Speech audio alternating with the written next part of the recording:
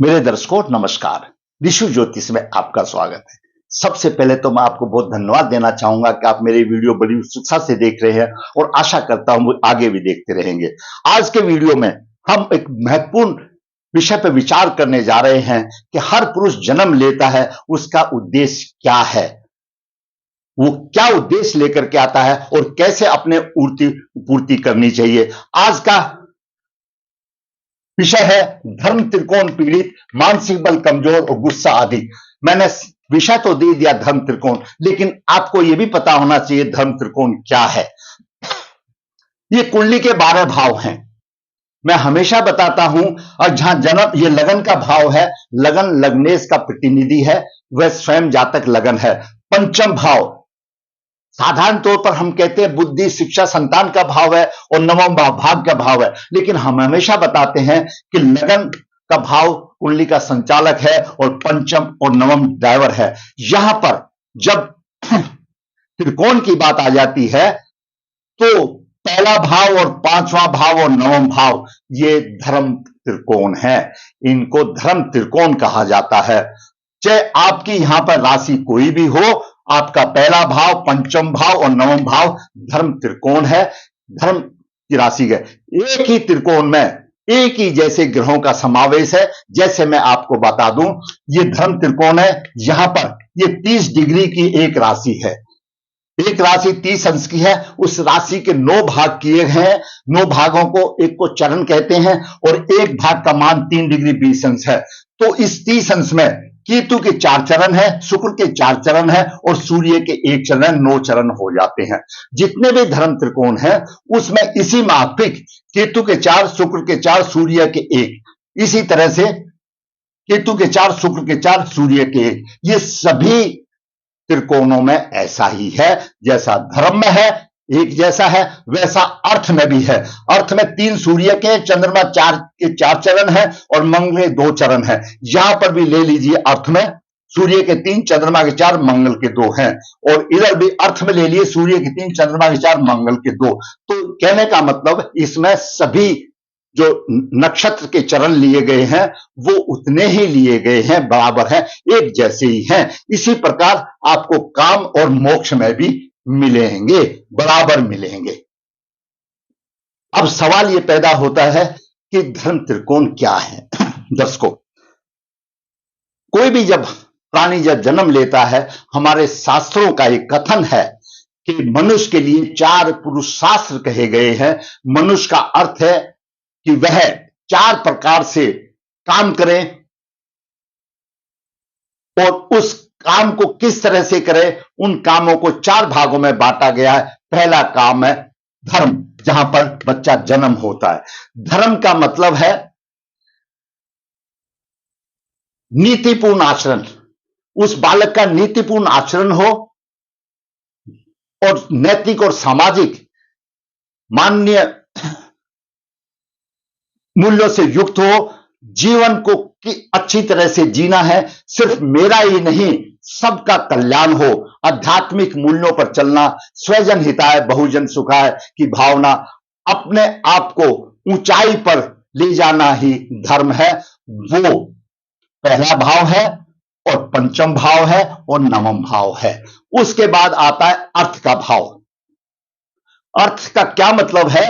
दूसरा भाव, छठा भाव और दसम भाव इसमें अर्थ के लिए आते हैं। दूसरा छठा भाव अर्थ का मतलब है अपनी आवश्यकताओं की पूर्ति के लिए अपनी मेहनत से धन अर्जित करना, शुभ तरीके से धन की प्राप्ति हो और शुभ तरीके से खर्च भी हो, शुभ कार्य में हो, धन से अपने समाज की सेवा करना, यह उनके कार्य होता है। वो काम है अर्थ त्रिकोण का काम है कि आपने अच्छे तरीके से कमाना है और खर्च भी अच्छे प्रकार से करना है।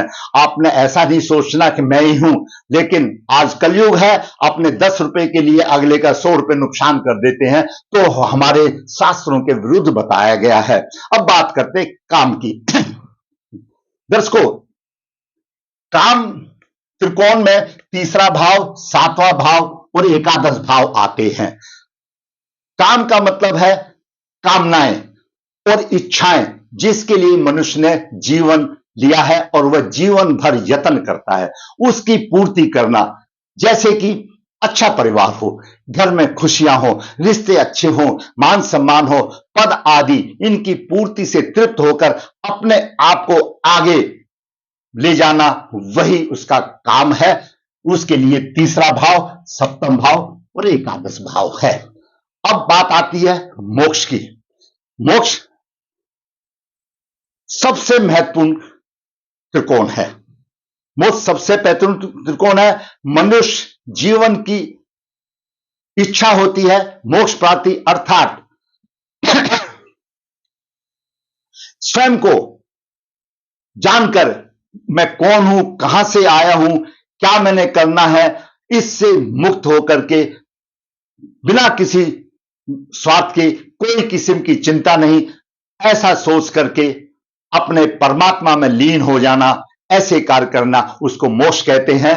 और 84 लाख योनियों से पार करके मनुष्य योनि की प्राप्ति होती है। वह जब तक इस सत्य को प्राप्ति के लिए भटकता रहता है, पूर्व जन्म के आधार पर ग्रहों की स्थिति बनती है और मनुष्य कर्म फल भोगता है। इन त्रिकोण का बलवान होना वह बताता है अब उसके कर्म कैसे है।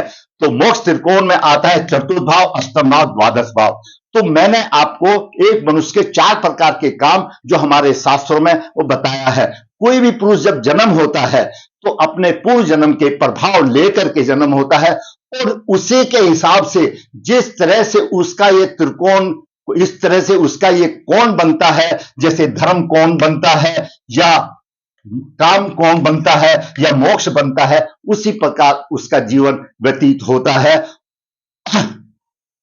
क्योंकि हम बंधे हुए हैं कर्म फल के आधार पर, जहां पर कुछ कर्म ऐसे होते हैं जिनका उपाय हो सकता है, नहीं तो अपना कर्म फल भुगतना है, वो आदत है।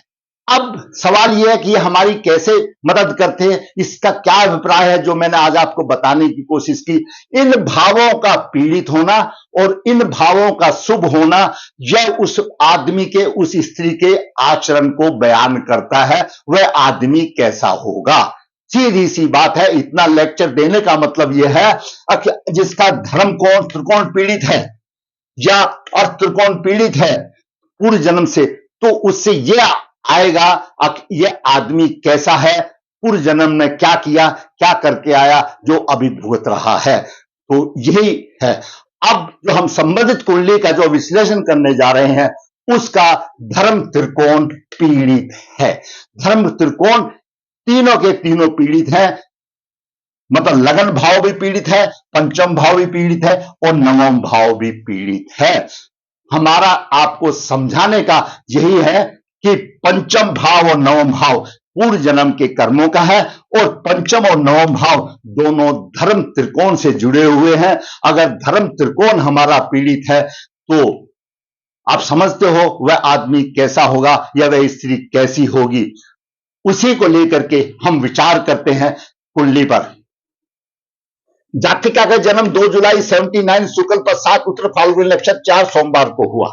जन्म के समय पर मेष लगन उदय हुआ। मेष लगन के 11 डिग्री 45 अंश है। द्वितीय भाव में लगन का स्वामी मंगल 10 डिग्री 31 मिनट लेकर विराजमान है। तृतीय भाव में शुक्र 0053 और सूर्य 15 डिग्री 49 मिनट लेकर के विराजमान है।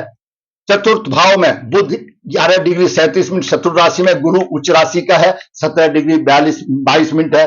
पंचम भाव में शनि 15 डिग्री और राहु 18 डिग्री है। चंद्रमा छठे भाव में 7 डिग्री 51 है। केतु 18 डिग्री 1 इंच यह ग्रहों की स्थिति रही। दर्शकों, हमारा जो था धर्म त्रिकोण, पहला भाव, पंचम भाव, नवम भाव है। पंचम भाव में शनि और राहु बराबर की डिग्री लेकर बैठे हुए शापित कुंडली हो गई, प्रेत शाप हो गया, प्रेत शाप हो गया, शापित कुंडली हो गई और पिशाच बाधा भी कह सकते हैं इसको। नकारात्मक प्रभाव देने वाली बात बन गई। शनि और राहु यहां पर साधारण तौर पर शापित योग बन गया। महाविनाश और पिशाच योग इसको कहा गया। नकारात्मक विचार वाला योग इसको कहा गया है, जो शनि राहु इस धर्म त्रिकोण में है। आगे हम बात करेंगे कि ये कैसे काम कर रहा है। लगन द्वितीय भाव में है। जैसा हम हमेशा बताते हैं, मेष लगन की कुंडली सेनापति की कुंडली स्वभाव उर्वा अनुशासन प्रिय हो गए, परंतु यहां पर पीड़ित है लगन भी और लग्नेश भी, कुछ नहीं मिलेगा।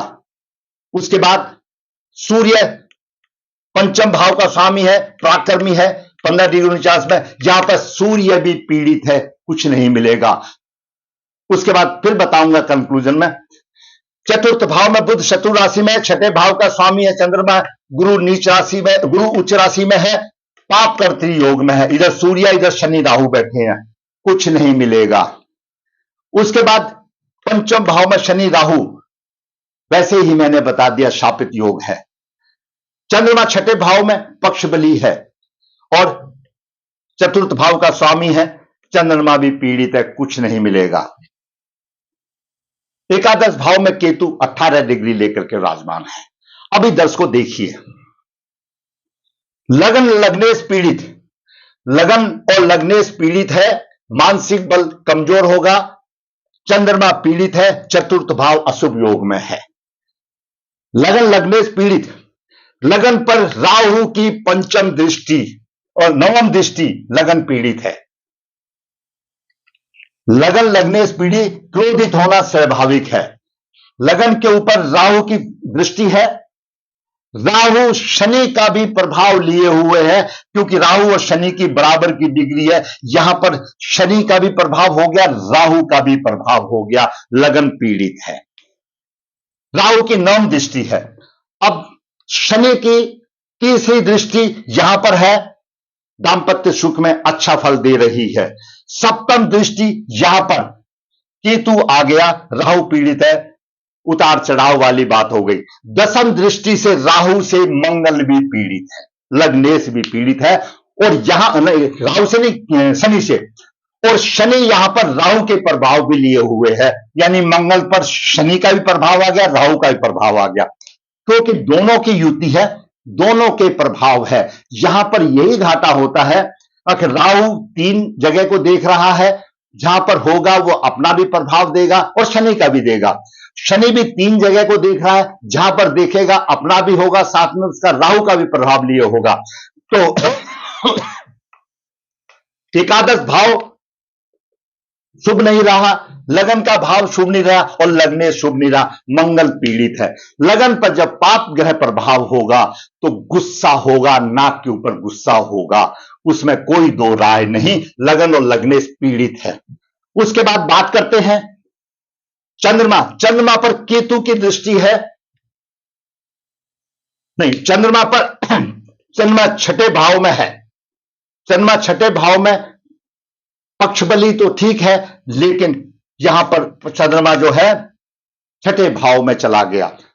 चतुर्थ भाव का स्वामी चंद्रमा है, माता के सुखों में हानि हो गई, और ये चतुर्थ भाव, यहां सूर्य यहां शनि राहु है पाप करती योग में। जब चतुर्थ भाव पीड़ित हो गया, लगन भी पीड़ित हो गया, मानसिक बल कमजोर हो गया, मानसिक बल कमजोर हो गया। यहां पर मानसिक बल कमजोर होगा, चतुर्थ भाव मानसिक बल कमजोर होगा, मानसिक बल कमजोर हो गया। क्यों? चतुर्थ भाव में इधर सूर्य इधर शनि राहु बैठे हैं, और बुध छठे भाव का स्वामी है। अब बात दर्शकों,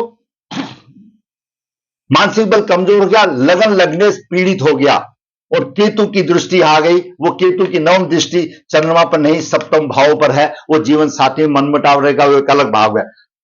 तो इस तरह से इस जातिका के नाक पर गुस्सा है और हमेशा बेचैन रहती है, तो दिमाग के ऊपर प्रबल पाप प्रवाह है, उसके दिमाग में पूरा पाप ग्रह बैठा है। आप अगर थोड़ा सा इमेज कीजिए, आप अगर कुछ सामान सिर के ऊपर लेकर के जाएं, अगर आपको चलते हुए कोई राम राम बोले और आपका उसके रिप्लाई में राम राम किस आवाज में निकलेगा, क्यों आप बोझ के नीचे दब रहे हो, उसी आवाज में निकलेगा। तो लगन और लगनेश बोझ के नीचे दबे हुए हैं, शापित है कुंडली। क्यों शापित हुई? पंचम भाव पूर्व जन्म के अधूरे कर्मों का प्रभाव है। पंचम भाव इच्छा पूर्ति, जो उसकी इच्छा थी, कुछ भी हो, चाहे शुभ अशुभ प्रभाव हो, उनको लेकर के उदय हुआ। इसलिए कहा जाता है कि मरते समय पर अपनी सारी इच्छाएं छोड़ दो, प्रभु को याद करो। इस जातिका ने याद नहीं किया, प्रभु को याद नहीं किया, अपनी वही द्वेषपूर्ण की इच्छाएं लेकर के और अपने चली गई। वो तो ऐसे कैसे रहेंगे, कर्म फल भोगना पड़ेगा। और पंचम भाव में शापित कुंडली बन गई, शनि और राहु का शापित योग बन गया। और शनि राहु ने लगन को पीट दिया, लग्नेश को भी पीट दिया, मानसिक बल कमजोर हो गया और धर्म को तीनों पिट गए। क्योंकि राहु की दृष्टि नवम भाव पर भी है, राहु की दृष्टि लगन उस पर लगन पर भी है और नवम भाव पर भी है। ये धर्म त्रिकोण सारे पिट गए, धर्म के विरुद्ध उसका कुछ नहीं रहा। तो जब शापित हो गया, शापित योग कब बनता है? शनि न्याय का देवता है और राहु हमारा पितामह है। इनके पूर्वजों ने कई पीढ़ियों से पूर्वजों, इनके जो परिवार वालों ने पूर्वजों की अनहोनी बात कही, कोई श्राद्ध नहीं किया या कुछ नहीं किया। इनके जो पूर्वज हैं अतृप्त आत्मा में है, पहले तो ध्यान नहीं दिया। आज इसके अभिभावक कहते हैं कि क्या करना चाहिए, मानती नहीं है। कैसे मानेगी? जब जन्म हुआ था तब सोचना चाहिए था माँ बाप को, कुंडली किसी अच्छे पंडित जी को दिखानी चाहिए थी। कहां पर योग है? ये योग तो शापित योग लेकर के बैठा हुआ है, कैसे होगा? इसमें तो लगन चला गया, लग्नेश चला गया। जब लग्नेश चला गया, क्रोधित होना स्वाभाविक है, मानसिक बल होना स्वाभाविक है। पांच योग, सभी 7 ग्रह 5 भावों में है, 1 2 3 4 5, 5 योग बैठा है। दम्मी होता है, अपकारी होता है, अशुभ योग बनता है, पूर्व जन्म के कर्मों के आधार पर बनता है। तो दर्शकों, मैंने आज आपको बताया इसको गुस्सा क्यों आता है, इसका मानसिक बल क्यों कमजोर है, मानसिक बल के ये कारण और निवारण अभी बताते हैं। मैंने इसीलिए आज आपको त्रिकोण के बारे में, धर्म त्रिकोण, अर्थ त्रिकोण, मोक्ष त्रिकोण, काम त्रिकोण, इनके बारे में बताने की जरूरत समझी। जब ये समझ में आ जाएगा कि हमारे ये धर्म त्रिकोण है, तभी इस बात को अच्छी तरह से समझ सकोगे कि आपका धर्म त्रिकोण किस तरह से पीड़ित हुआ। तो दर्शकों, हमारे आचरण उसी हिसाब से होने चाहिए जो हमारा शास्त्र कहता है। आप यहां कुछ भी करते रहिए, जाते टाइम पर खाली हाथ जाना है, सिर्फ अपने कर्म लेकर के जाना है। और इसीलिए जब कोई आदमी जब जाने लगता है तो हर आदमी उसको ये कहता है अब चिंता छोड़ दो, तुम जाओ, ये संसार चलता रहेगा, खुशी से जाओ। लेकिन कुछ कुछ आदमी फिर भी चिंताएं नहीं छोड़ते और क्या क्या सोचते रहते हैं, और उसी की का परिणाम ये होता है, जो अधूरी चिंताएं रह जाती हैं तो पंचम भाव पीड़ित होता है। दर्शकों, मैंने आज आपको समझाने की कोशिश की इस स्त्री जाति को गुस्सा क्यों आता है, बेचैनी क्यों होती है, और उसका दिमाग ठीक नहीं है, उसके दिमाग पर भारी वजन है, प्रभावित है। अब बात करते हैं उपाय की। दर्शकों, फल तो प्रभु ने देना है, हम अपनी तरफ से उपाय करने की सोचें। अभी तक तो सोचा नहीं। 21 और 44 ईयर्स की तो ये जातिका हो गई। जब मैं हमेशा कहता हूं, जब बच्चा जन्म लेता है उसी टाइम पर विचार कर लो, अच्छे पंडित जी से कुंडली लिखवा लो। आज मुझे इतनी मेहनत करके आपको ये मुझे बताना पड़ा, सिर्फ इसी बात को समझाने के लिए। और ये बहुत ही महत्वपूर्ण विषय है जो मैंने आज आपको अपने जो अर्थ धन त्रिकोण, अर्थ त्रिकोण, मोक्ष त्रिकोण, काम त्रिकोण के बारे में मैंने जो व्याख्या बताई, और जो सब इसमें एक ही बराबर नपे तुले हैं। दर्शकों, गुरु की महादशा चल रही है 31 तक, और गुरु अश्लेषा नक्षत्र में है। 25वां नक्षत्र उत्तरे फाल्गुनी से वध तारा है। वध तारा अशुभ तारा मानी जाती है, और गुरु उच्च का है, वो एक अलग बात है, कोई उसका फल नहीं देगा। यहां पर पाप करती योग में गुरु की स्थिति ठीक नहीं है, गुरु की स्थिति ठीक नहीं है। आदमी जन्म पत्रिका को 30-35 रुपए में कंप्यूटर से प्रिंट निकाल देते हैं, अख मेरा तो गुरु उच्च का है। अरे तुम पढ़ो तो सही, गुरु उच्च का है, था उच्च का है, वो क्या दे रहा है? गुरु के उच्च का है तो उसकी स्थिति कैसी है, उसके आगे पीछे कौन बैठा है, किस तरीके से है, लगन की क्या कंडीशन है, उच्च का गुरु किसको प्रभाव देगा। लगन लगने से यहां खत्म हो चुके हैं। दर्शकों, मैंने आज इस जातिका की कुंडली के विषय में इसकी बेचैनी का कारण बताया। उपाय नारायण बलि और नाग बलि के साथ इसका उपाय करना चाहिए, शापित योग को निकालना चाहिए, और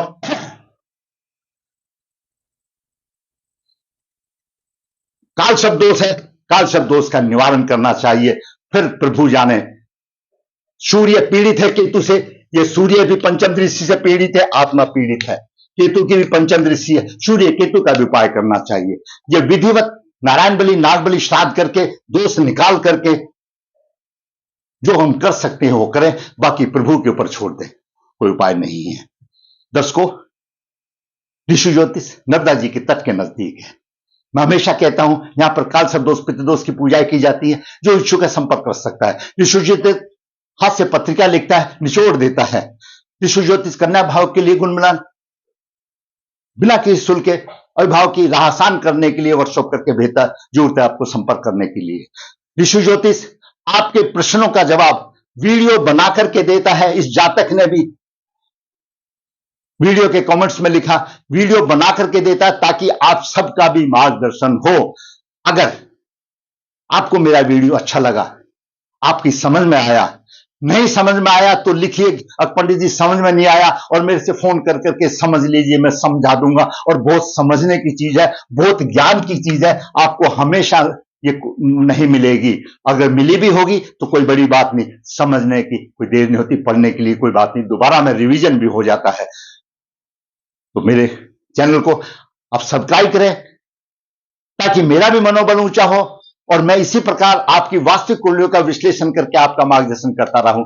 धन्यवाद।